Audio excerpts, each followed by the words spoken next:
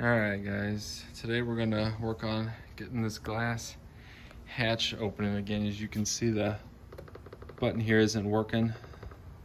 It's not engaging or anything, so I think the actuator is bad. So I will show you how to replace that today. Alright, so what we're going to do, we're going to start by removing all of this paneling here to get access into here. So we'll go ahead and start doing that.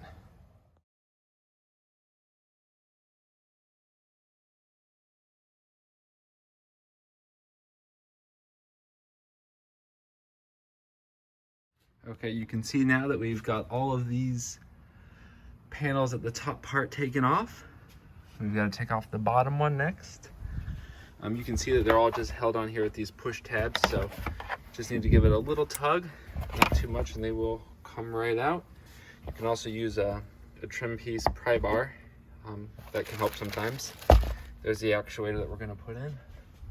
Next, to get this bottom part off, we got to start these areas here, taking those off.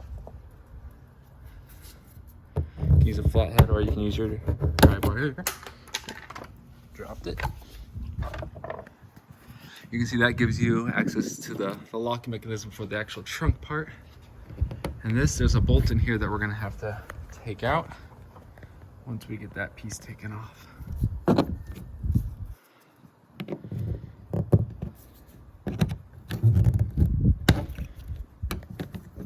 Let's try that. Just pry it out there. Put your finger in there. All right, perfect. Looks like that's connected in there, and you can see that there is a Phillips head in there that will take that out. All right. Okay, I got the screw out there, and then we'll just give it a little tug. That pops out that strap. We'll set it aside for later. You can also see that this piece is still connected in there, which is good. We'll just leave it in there as we start taking this off, and we're just going to start again peeling all of this off, and we'll see how far we get.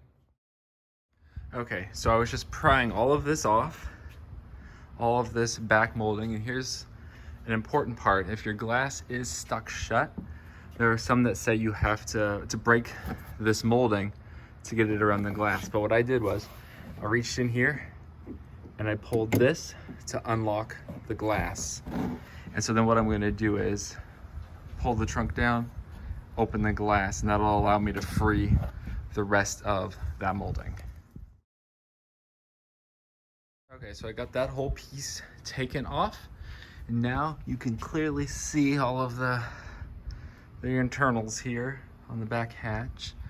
This is actually what we're looking at replacing right here, the actuator, which allows it to unlock the door there.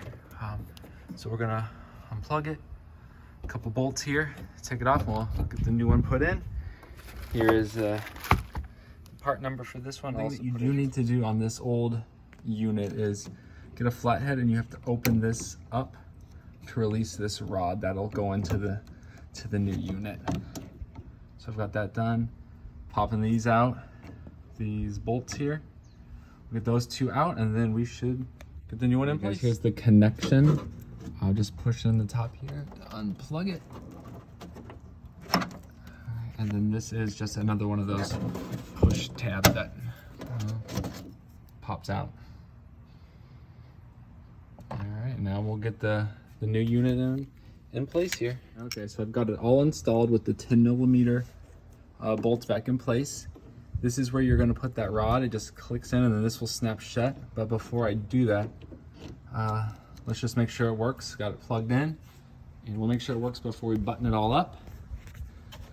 Put this down. All right, let's see here. All right, it works. That was our problem.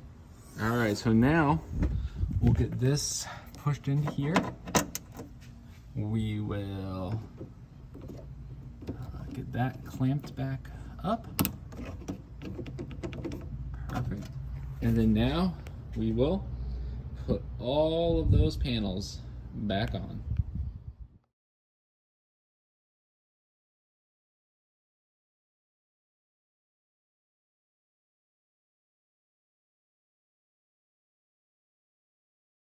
Okay, we're all finished up. Let's make sure everything works perfectly. Awesome, the glass pops. Beautiful. And when I was in there with the moldings, I went ahead and cleaned them all up while I was back there. Give them a good shine using Adam's Interior Detailer, one of the best interior detailers I've used, along with their glass cleaner, and their rags are amazing. I love them. All right, thanks guys for watching. Bye.